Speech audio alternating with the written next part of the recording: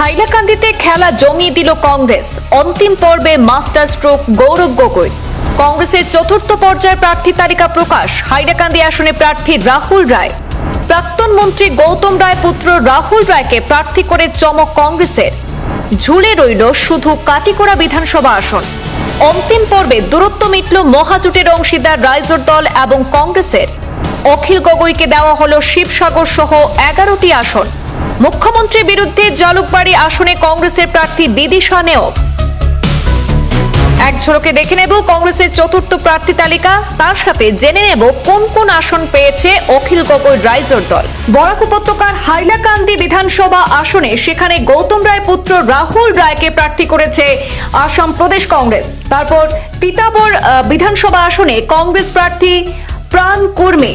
মাহমরা আসনে কংগ্রেস প্রার্থী করেছে জ্ঞানদীপ মোহনকে। নাওবৈছা আসনে কংগ্রেস প্রার্থী করেছে ডক্টর জয়প্রকাশ দাসকে। বিশ্বনাথ আসনে কংগ্রেস প্রার্থী করেছে জয়ন্ত বরাকে। টাংলা আসনে সেখানে কংগ্রেস প্রার্থী করেছে রোহিত পারিগাকে। ঝালুকবাড়ি আসনে কংগ্রেসের প্রার্থী বিদিশা নেওগ।